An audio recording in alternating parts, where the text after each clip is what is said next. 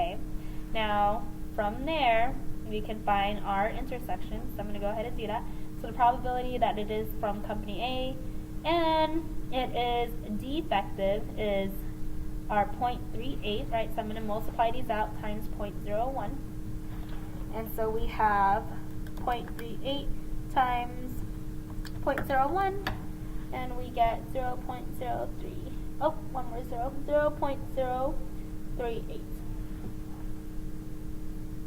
Okay, and then we can continue. So this one's the probability that it's from company A and it's not defective. That's going to be 0.38 times 0.99, and then that's going to equal 0.3762. Okay, this one, so next intersection, so the probability that it is company B and it is defective, 0.62 times 0.02, and that's 0.0124. And then our last intersection, the probability that it is from company B and it is not defective is going to be 0.62 times 0.98. Okay, and then I can just multiply those out. So 0.62 times 0.98, and we get 0.6076. Okay, and just like before, as long as I don't add any number that shouldn't be added, all of these intersections will add up to 1. So let's just confirm that. So I'm going to go ahead and put my calculator here. So 0.0038 plus 0.3762 plus 0.0124 plus 0.6076 adds up to 1, so we're good. Okay, let's go ahead and do this first one. So what is the probability that a book is not defective? Right, so the probability of not being defective, and so I want not defective, so that means I have to add this one. These are not defective, but I also have these set of books from company B that are not defective, so I want to add those two probabilities together. So 0.3762 plus 0.6076, and when I add those up, that's going to be 0.9838. Okay, and then next one, if a book is not defective, what is the probability that it came from company B? So the probability of it being from company B, given that it is not defective. Okay, so again, this is opposite of what we originally had, right? So I had this, like the probability that it is defective given it's from company B. I'm finding this reverse of that, okay? And so I can use the tree diagram, or I could just use the formula. I like the tree diagram because it's mapped everything out for us. So I'm going to go ahead and plug stuff in. So the probability of B given D complement, so we need the probability of B intersect D complement, and then that's going to be over the probability of D complement. Okay, now that we found the probability that it is from B and it is not defective. Okay, so that's 0.6076, and then the probability that it's not defective, that's right here, we had calculated it, 0.9838, and now I just need to punch that into the calculator. After you punch that into the calculator, you'll get 6.6176. Okay. Next question. So if we open a book and it is defective, right? So now that's the thing that's given. What's the probability that it is from company A? What's the probability that it is from company B? Alright, so this is asking us to do two problems, right? So the probability it's from company A given that it's defective. Right, so that's our first one. And then we want to find the probability that it is from company B given that it is defective. Okay, so let's go ahead and calculate these. So the probability that A intersect defective over it being defective. Okay, so I have to find the probability of it being defective.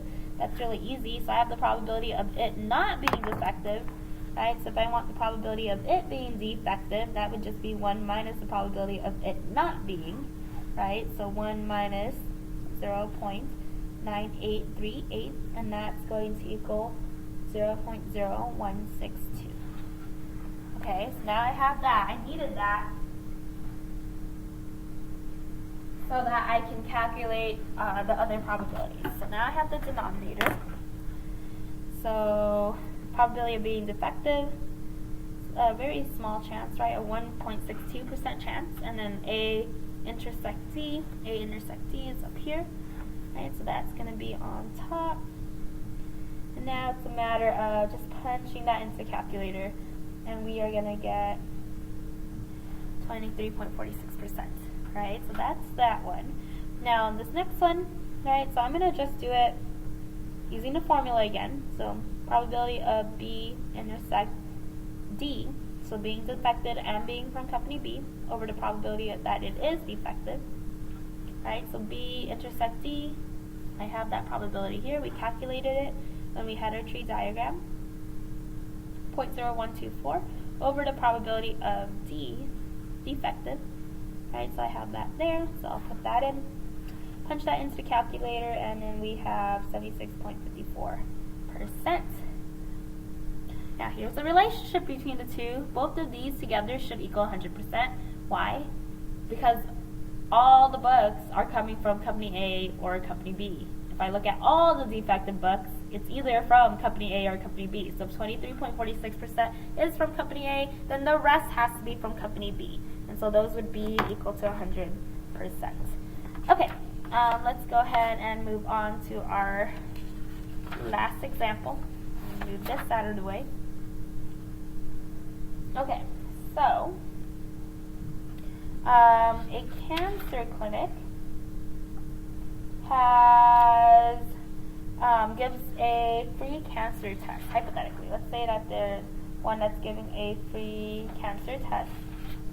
Now what we have is some percentages, okay? So it's known that 2% of the people that come into the clinic actually have cancer, hypothetically. And then it is known that the test comes out with positive in 98% of people with cancer, and then it is known that the test comes out positive in 3% of people without cancer. Okay, so my first event is that you have cancer, and the second event is that you don't have cancer. Well, first event, sorry, is whether or not you have cancer. So cancer, no cancer.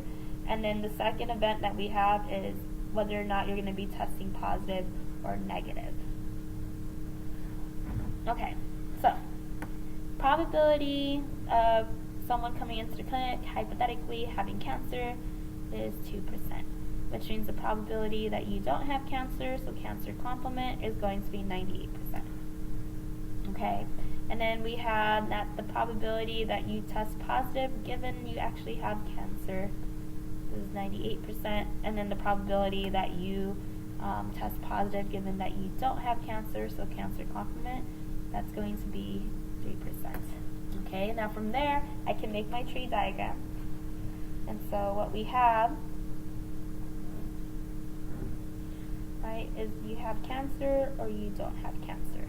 Okay, so 2% of the people going in have cancer, and then we have 98% not. And then from there, you either test positive or negative. And then you test positive or you test negative. Okay, now if you have cancer, given that you have cancer and then you test positive, right, that's a 98% chance of that happening. And then there's a 2% chance where your test reads negative. Okay, so that's known as a false negative, right? So it should have been positive and it was wrong. Here, someone who doesn't have cancer, 3% of the time the test says that they do. So that's a false positive, right? So the test was wrong, and then that means that 97% of the time it's reading negative, which is what it should read, because they don't have cancer. Okay, and then from there, right, we just go across so that we can find all the intersections. So the probability that someone has cancer and they test positive, that's what's going to go there. Probability that someone has cancer and tests negative. The probability that you test positive and you don't have cancer, so I'll write that like that, and then the probability of cancer complement, and then you end up testing negative. Okay? And then we just need to multiply across, so I'm going to have 0.02 times 0.98, 0.02 times 0.02. Then we have, right, 0.02, 0.02. Just write these out. 0.98 times 0.03. And then we have 0.98 times 0.97. Okay, and then let's go ahead and calculate these. So we have 0.02 times 0.98. Okay, and then we have 0.02 times 0.02. It's really small. 0.1234. 0.98 times 0.03. Okay, so I'm just putting this in the calculator. Oops. 0.98 times 0.03. 0.0294, and then 0.98 times 0.97. 0.9506. Alright? Now if I add all this up, so let me just clear that out, add all these up, so 0.0196 plus 0.0004 plus 0.0294 plus 0.9506. 1. Alright, which is what we're expecting. So everything needs to add up to 1 eventually. Okay, so let's go ahead and answer the questions. So what's the probability that someone tests positive given they have cancer? Let me write that in my notations. The probability that someone tests positive, so I'm going to put positive given they do have cancer. Okay, so I'm going to go ahead and write that out. So probability positive and cancer over the probability of having cancer. Okay, and so we have all those pieces. So the probability of testing positive and having cancer, 0.0196 over the probability of having cancer. Having cancer is 2%. Okay, so I'm going to go ahead and punch that into the calculator. 0.0196 divided by 0.02. And we have 98%. Okay. Now oh my goodness, we actually already had that given to us. Yeah, I don't know why we calculated it. We had it given to us, so that's my bad. Right? Positive, given that they have cancer, that's 98%. Okay, what's the probability that someone tests positive? So let me just be careful, because we might have already found these probabilities. So the probability that someone tests positive, given that they don't have cancer. Positive and they don't have cancer. Oh, okay, so before I try to start doing calculations when we don't need to, let's look. So you test positive, right, and then you don't have cancer, that's over here. So that's just going to be 3%, right? So I'm reading that off of that. Okay, what's the probability that someone tests negative given that they have cancer? So the probability that someone tests negative given they have cancer. Okay, so this whole table is about, or this whole tree diagram is branched out this way. So cancer, no cancer. So given that someone has cancer, so I'm on this branch, and they test negative, what's that probability? It's right here. That's going to be 2%. What is the probability that someone tests negative given they don't have cancer? So the probability that someone is testing negative given they don't have cancer. Okay, so don't have cancer and they test negative. And that is going to be 97%, right? So I'm reading it from the table. Next problem, what is the probability that someone tests positive and then someone tests negative? Okay, so probability that you test positive. Okay, so that means I have to go over here, positive. So when you have cancer and test positive, that's this 0.0196. And then if you don't have cancer but you test positive, that's that probability to 0.94%. So it's 0.0294. Okay, and then I can add those up. 0.0196 plus 0.0294. And we get 0.049. Okay, so that's for testing positive. Let me just put that over there. And then we want to find the probability that we test negative. So probability of testing negative that's going to be, so now I have to go to all the negative ones. Now here's the thing, so I'm going to just do it like this, but then we're going to recognize that it's going to actually have to be the complement of this. Right, so testing negative, so we're here, 0.0004, and then testing negative, plus the 0.9506. Okay, so let me just add those up. 0.0004 plus 0.9506. And then we have 0.951. Okay, add those together. So add these together, I promise it's 1. Plus 0.049 on the calculator, and then it's 1. Okay, so 6.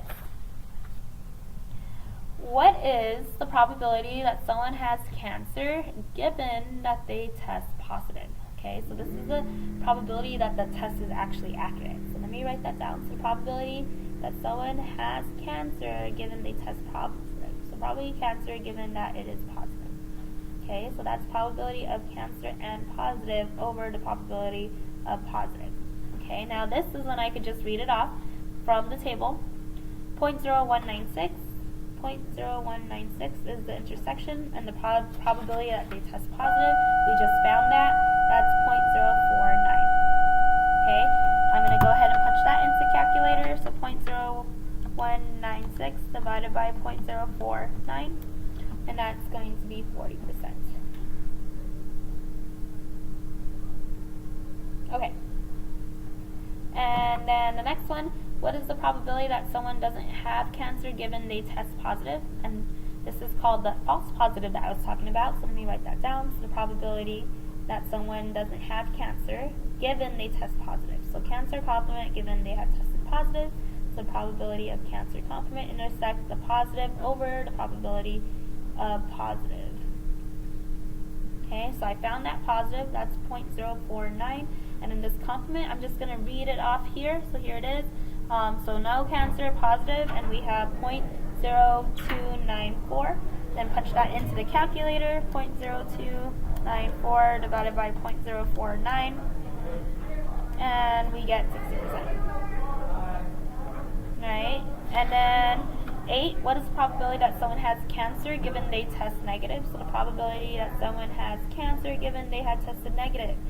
Okay, so that's the probability of cancer intersect negative over the probability of negative.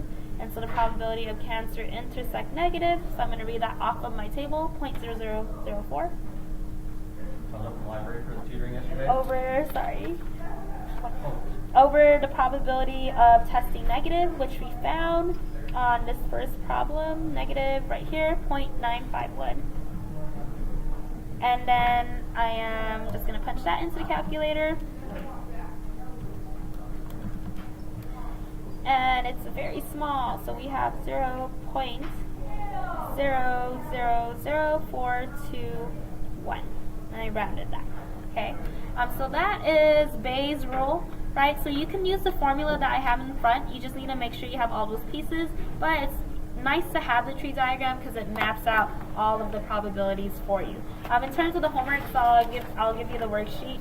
You want to complete problems 1 and 2 on tree diagrams and Bayes' theorem practice, and I'll go over those 2 with you during class. The due date for that is going to be on Thursday, the 18th, right? So I would like you to try number 1 and number 2.